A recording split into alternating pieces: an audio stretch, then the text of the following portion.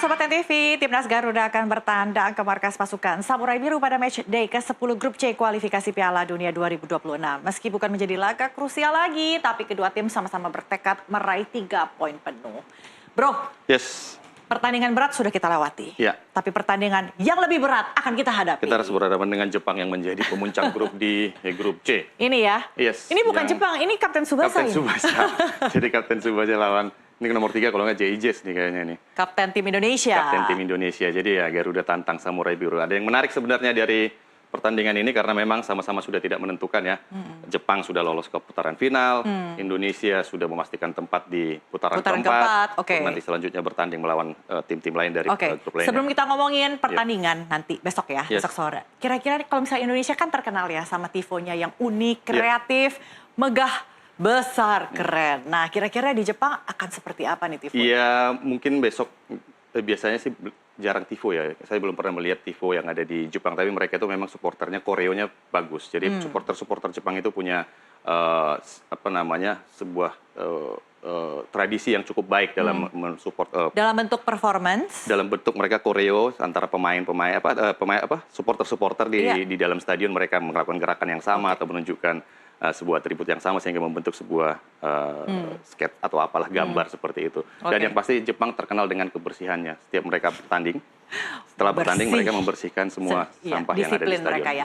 Tapi jadi penasaran ya tifo Indonesia seperti apa, pastinya ditunggu-tunggu. Oke, kita lihat ke slide, kita jujur nih ya Bro Marco. Kira-kira nih peluang Indonesia untuk bisa menang melawan Jepang itu seperti apa? Iya, jadi sebenarnya yang perlu kita garis bawahi dulu bahwa seperti yang saya katakan tadi bahwa pertandingan antara Indonesia melawan Jepang ini sudah tidak berpengaruh sebenarnya, baik bagi Jepang, baik bagi Indonesia, dua-duanya sudah memastikan lolos satu ke putaran final, satu ke ronde keempat. Artinya apa? Artinya ini adalah pertandingan yang memang tidak menentukan. Artinya mereka liburan sekarang, bukannya latihan tapi malah belanja, sightseeing, jalan-jalan. Betul sekali. Jadi kesempatan ini dimanfaatkan untuk sedikit jalan-jalan lah, karena memang mereka di Jepang berbeda dengan di Indonesia yang mereka yang selalu dikerubutin sama supporter. Di Jepang mereka mungkin bisa lebih leluasa, jadi memanfaatkan itu paling tidak untuk refreshing lah. Tapi yang pasti pertandingan akan tetap pertandingan, persiapan akan selalu persiapan. Tadi mereka sudah mempersiapkan diri di lapangan, tentu saja bersama dengan Coach Patrick Kluivert dan juga asistennya. Dan membawa semua pemain ya, betul sekali. 30 semuanya diboyong ke Jepang. Dibawa semua, mungkin sekalian jalan-jalan juga ya. Karena 5 ada beberapa yang Ivar Jenner nggak bisa main ya, karena akumulasi kartu, tapi tetap ikut. Karena ini merupakan bagian dari kekompakan tim juga. Nah, yang menarik adalah apa? Bahwa ini, banyak yang mengatakan bahwa ini adalah bagi Indonesia ini, udahlah kita anggap ini sebagai fun football. Tapi kalau menurut saya, menurut Gocek Marco nih, jangan gitu. Karena apa? Kalau Jepang menganggap ini sebagai fun football, oke lah. Mereka menggunakan pelapis-pelapis, pemain pelapis-lapis 2, pemain yang tidak pernah main, oke nggak apa-apa. Karena mereka memang di atas kita gitu. Tapi kalau Indonesia, kalau kita lihat di sini, kita itu sebenarnya sangat sulit sekali menang lawan Jepang. Dari berapa? Mulai dari yang 1989. Kita seri, terus kita kalah dengan skor 5-0. Kalah telak juga. Terakhir bahkan main di GBK kita kalah dengan 0-4. Artinya apa? Artinya memang kualitas mereka ada di atas kita. Dan ini apalagi Jepang tahun ini, tahun 2026 Piala Dunia, targetnya jauh lebih tinggi dari sebelum-sebelumnya. Mereka ingin melangkah lebih jauh di putaran final. Tapi yang pasti apa? Pasti kita memanfaatkan ini untuk uji coba. Uji coba artinya apa? Kita memanfaatkan kesempatan bertanding ini untuk mengasah lagi sistem pertandingan atau skema bermain yang sudah ada, menyempurnakan kembali apa yang sudah kita dapatkan. Karena Patrick Kluivert kita tahu baru 3 kali memimpin Indonesia bertanding. Pertama Indonesia kalah 1-5 lawan Australia, lalu menang 1-0 lawan Bahrain, lalu kemarin menang lagi 1-0 lawan China. Dan kalau teman-teman mungkin atau pemirsa tadi mengikuti pre-match jumpa persnya, Patrick Kluivert mengaku bahwa dia belum menggunakan skema atau sistem utamanya dia selama ini masih mewarisi dari sistem atau permainan dari STY dengan menggunakan 3-4-3 yang mungkin di Tapi bukankah skema ini yang terbaik sejauh ini? Betul, untuk sementara memang dia bilang tadi di jumpa pers tidak berani untuk mengutak-atik ini dalam waktu dekat gitu loh, karena memang pertandingan cukup penting. Nah, kesempatan Patrick Kluivert untuk melakukan ini apa? Saat melawan Jepang besok. Tapi bukankah kesempatan melawan Jepang ini akan dijadikan sebagai satu momen untuk mengakses kedalaman materi pemain timnas Indonesia? Mungkin di babak kedua ya, mungkin di babak kedua mungkin akan Patrick Kluivert mungkin akan memasukkan pemain-pemain yang memang sebelumnya belum dapat menit bermain. Tapi mungkin di babak pertama mungkin akan melakukan perubahan, mungkin ada Mes Hilger yang belum main di lawan China kemarin mungkin bisa digantikan atau dimasukkan menggantikan Rizky Ridho mungkin, atau mungkin di sisi kanan ada Kevin Dix. Tapi overall sebenarnya ini adalah kesempatan Patrick Kluivert untuk mematangkan kembali skema atau sistem permainan yang dia inginkan gitu. Oke, Apalagi artinya lawannya akan Jepang menurunkan gitu. pemain pilar? Menurut saya sih akan menurunkan pemain-pemain pilar, yang menurunkan pemain-pemain intinya besok. Oke. Mungkin kalaupun ada pergantian ya minor aja sebenarnya. Jadi kalau orang bilang fun football, jangan dimanfaatkan sebagai fun football, manfaatkan untuk karena ini mempertajam persiapan skema. untuk putaran keempat. Betul, kan? karena Nanti kita akan berhadapan di putaran keempat. lagi. Kita anggap sebagai uji coba sebelum nanti September uji coba lagi nih lawan tim-tim Timur Tengah. Ada beberapa negara yang sudah direncanakan untuk jadi lawan tanding nantinya. Ya, pot 1 dan pot 2 kabarnya ya. Oke. Tadi juga sih sempat di paket berita disampaikan oleh pelatih dari Jepang ya, kalau sangat mencermati lini serang depan timnas Indonesia dan juga Kapten Jay Ijes. Artinya timnas kita memang sudah punya panggung ya untuk menjadi satu kekhawatiran tersendiri gitu sama tim-tim besar. Jadi kita setelah kekalahan 0-4 lawan Jepang, kita kan terus mengalami grafik yang meningkat ya, kadang kalah tapi akhirnya kita bisa mengalahkan Arab Saudi juga pernah, terus kita mengalahkan China, terus mengalahkan juga Bahrain, dan kita kalah 1-5 lawan Australia, tapi di kandang Australia. Artinya apa? Artinya grafik kita itu menunjukkan peningkatan. Pemain-pemain itu semakin padu, chemistry-nya semakin dapat, dan itu tentu menjadi kekhawatiran bagi Jepang. Walaupun mereka memang tidak lagi berpengaruh ya, udah lolos ke putaran final, tapi paling tidak ini juga kesempatan bagi mereka untuk paling tidak menguji pemain-pemain pelapisnya nantinya. Karena waktu lawan Australia mereka menggunakan banyak atau cadangkan beberapa pemain inti, ada Minamino, terus Wataru Endo juga dicadangkan, Suzuki bahkan kipernya dicadangkan. Ya mungkin nanti lawan Indonesia mungkin mereka akan menggunakan skema atau formasi yang sama. Tapi paling tidak untuk menguji pemain pelapis mereka. Baik, inilah. Kira-kira siapa yang akan bermain di putaran keempat ya, calon lawan Indonesia? Nah, jadi ini kita lihat dulu, kita garis bawahi Indonesia.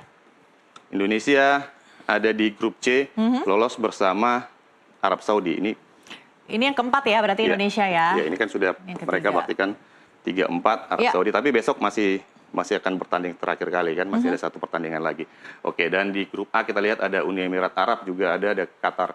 Dan ini sepertinya udah fix. Jadi ini nggak berubah lagi grup A. Yang berubah itu mungkin adalah Irak dan Oman dan Palestina. Ini udah fix, dan ini bisa antara Oman atau Palestina. Nah, yang menarik dari sini adalah semua calon lawan Indonesia di grup 4 itu rankingnya itu di atas Indonesia.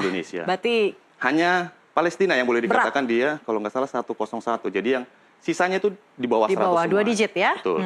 Indonesia 123, walaupun nanti mungkin ada perubahan setelah mengalahkan Cina ataupun besok mungkin bisa seri atau menang lawan Jepang. Tapi artinya apa? Artinya semua yang akan dihadapi Indonesia di sini adalah berat semua. Jadi nggak boleh dianggap remeh gitu. Walaupun ini hanya hitung-hitungan mungkin secara statistik ya, tapi ya Indonesia juga punya head to head yang boleh dikatakan minor lah melawan Arab Saudi, tapi kita bisa menang lawan Arab Saudi. Mudah-mudahan nanti bahwa ini bisa satu-satu mungkin head to headnya bisa kita perbaikin, bisa mungkin menang lawan Irak atau mungkin menang lawan Palestina. Karena di grup 4 nanti atau di ronde keempat nanti Indonesia nggak mungkin ketemu lagi dengan Arab Saudi. Jadi kemungkinan lawan Indonesia itu adalah antara Uni Emirat Arab, Qatar, Irak, dan Oman. Jadi nanti akan diundi nanti nih. Jadi ada 2 yang menjadi tuan rumah diundi, dan Indonesia akan terhindar dari Arab Saudi, tapi untuk lawan lainnya nanti mungkin akan ditentukan satu. Ya, meskipun terhindar dari Arab Saudi, tapi lawan lainnya juga cukup berat. Qatar contohnya. Betul. Qatar, ya rata-rata kalau kita hitung head to head pertandingan Indonesia antara Indonesia Uni Emirat Arab, Indonesia melawan Qatar, Indonesia melawan Irak, Indonesia melawan Oman, yang paling agak imbang itu adalah Indonesia melawan Palestina. Indonesia 2 kali main dalam laga persahabatan, seri sekali, menang sekali. Sisanya Indonesia lebih banyak kalah. Jadi ini akan menjadi catatan tentu bagi Patrick Kluivert nantinya untuk menyiapkan tim terbaiknya nanti saat di putaran keempat. Yang kira-kira jadi bahan pembicaraan netizen ini adalah ketika Indonesia tidak menurunkan skuad atau pelapis inti ya ketika melawan Jepang, dan kemudian akan ketar-ketir melawan lawan-lawan kuat dari seperti misalnya Arab dan juga Qatar dan juga UEA. Ya, Uni Emirat Arab. Ya, jadi pertandingan melawan Jepang tentunya nanti Patrick Kluivert akan menentukan siapa yang akan turun untuk bertandingan nanti. Apakah dia akan menurunkan memang pelapis-pelapis atau memang dia akan menurunkan pemain inti. Tapi artinya apa? Artinya itu akan menjadi sorotan bagi calon-calon lawan Indonesia di putaran keempat nanti untuk melihat perkembangan terbaru permainan Indonesia seperti apa. Dan ini tentu saja ya sekaligus menjadi cywar juga buat mereka apabila Indonesia bisa mengimbangi permainan dari Jepang nanti. Oke, masih ada satu lagi yang ramai nih di medsos, Bro Marco, yaitu soal siapa yang akan menjadi tuan rumah. Yes, ini sebenarnya saya mau bahas tadi, tapi kita langsung ke sini aja. Jadi, ada kabar terbaru bahwa Irak protes ke FIFA. Jadi ini sebenarnya muasalnya ini adalah salah satu media Timur Tengah lah yang berbasis di Inggris. Mereka menuliskan bahwa sudah ada dua nih, AFC sudah menentukan dua tuan rumah, yakni Qatar dan juga Arab Saudi. Tapi apakah dua peringkat tertinggi di grup? Bukan. Jatuhnya adalah bidding. Jadi bidding yang akhirnya katanya dimenangkan oleh Qatar dan Arab Saudi. Tapi kalau saya telusuri bahwa itu sebenarnya sumber, belum ada komentar resmi dari AFC. Saya coba kontak ke AFC juga melalui email, mereka tidak respon. Artinya apa? Artinya belum ada pernyataan resmi. Tapi mungkin sepak bola atau Federasi Sepak Bola Irak sudah dapat masukan yang lebih dalam kali, sehingga mereka berhasil mengeluarkan statement bahwa mereka minta bahwa pemilihan tuan rumah untuk putaran keempat itu kalau bisa sih FIFA dan AFC transparan. Oke. Jadi karena kita jangan juga diam-diam dong, kita juga pengen jadi tuan rumah. Federasi, ya PSSI juga pengen jadi tuan Betul. rumah. Karena kalau kita lihat, kita mundur ke belakang, Mona. Jadi awalnya AFC itu bulan Juli lalu itu mengatakan bahwa tuan rumah itu adalah dua tim teratas dari peserta Grup C. Ronde keempat. Artinya nanti ada dua tim masing-masing grup 3 dan 4, nanti dikumpulkan nih yang paling tinggi, 1-2, itu yang akan jadi tuan rumah. Namun diubah lagi nih, karena ada pernyataan dari media Cina yang mengatakan bahwa Cina juga ikut bidding nih. Jadi AFC udah membuka bidding dan Cina mau ikut. Nah, terakhir keluarlah statement seperti ini, dan rame di media sosial dan rame di media, dan AFC belum mengeluarkan keputusan. Dan Indonesia kemarin habis lawan China, Ketua Umum PSSI Erick Thohir juga mengatakan bahwa kita akan coba ikut bidding. Berarti belum jelas nih biddingnya udah jalan apa belum nih.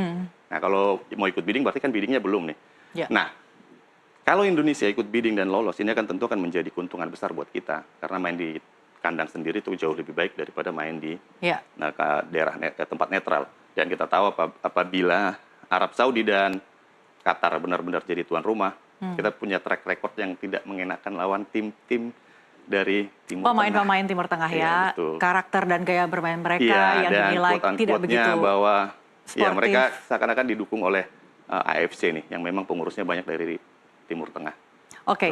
Kalau misalnya kita lihat ya Bro Marco kita balik lagi, besok kan akan melawan Jepang nih. Ya, kira-kira muluk-muluk nggak sih kalau misalnya kita berharap untuk menang, setidaknya imbang? Iya, kalau Peter Kluivert terakhir mengatakan bahwa mereka akan mengincar hasil terbaik. Dan kalau kita mengincar hasil sebuah kemenangan, tentu bukan hal yang mustahil, apapun bisa terjadi. Hanya saja kan kalau kita lihat track record Jepang dan juga mereka kemarin menggunakan pemain yang notabene adalah banyakkan pelapis, melawan Australia aja cuma kalah 1-0. Itu juga gol di menit terakhir kalau nggak salah. Artinya kemungkinan mungkin pelatih bisa menurunkan pemain yang sudah bermain di Liga Jepang. Supaya mereka lebih familiar juga, ya kan? Terbiasa juga dengan suasana lapangan di Jepang. Iya, pemain-pemain yang Justin Hapner contohnya yang pernah bermain di sana, bisa aja. Tapi aku pikir sih Jepang bukan tim yang sembarangan gitu loh. Mereka terorganisir dengan baik. Siapapun yang diturunkan pada pertandingan besok sebenarnya mereka sudah punya persiapan untuk menghadapi itu. Dan mereka, kalau kata Peter Kluivert juga mereka tim yang dengan organisasi yang baik. Oke, thank you bro. Kita tunggu besok. Besok juga kita akan ada live Semoga dapat poin paling tidak. Sore. Amin. Terima kasih. Kita akan kembali lagi esok bersama Bro Marco. Baik, pemirsa NTV Sports masih akan kembali dengan informasi lainnya. Tetaplah di tempat Anda.